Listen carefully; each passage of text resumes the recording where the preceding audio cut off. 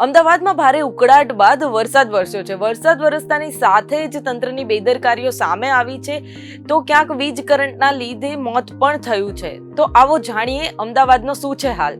અમદાવાદના નહેરુ બ્રિજ ગોતા સિલ્વર રોક કોલેજ સામે ઘૂંટણ સમા પાણી ભરાયા, જ્યારે રામોલમાં 2.5 ઇંચ, જોધપુર બોડકદેવમાં 1.25 ઇંચ વરસાદ ખાબક્યો. જ્યારે વીજ કરંટ લાગવાને કારણે ઘીકાટામાં 20 વર્ષીય જસરાજભાઈનું મૃત્યુ થયું છે. વરસાદના કારણે કાંકરિયા, મણિનગર, આસ્ટોડિયા અને વાડજ સહિત અન્ય વિસ્તારોમાં 15 થી વધુ વૃક્ષો ધરાશાયી થયા છે.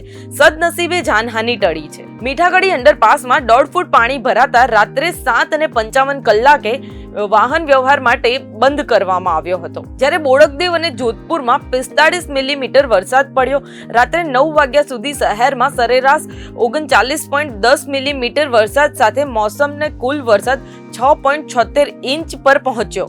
આકાશ ફરી કાળા વાદળોથી ઘેરાયું હતું અને ભારે વરસાદ સાથે એસજી હાઈવે સહિત અનેક વિસ્તારોમાં વરસાદ તૂટી પડ્યો, જેના કારણે નોકરી કે વ્યવસાયથી ઘરે પરત ફરતા વાહન ચાલકોને અટવાવવું પડ્યું હતું.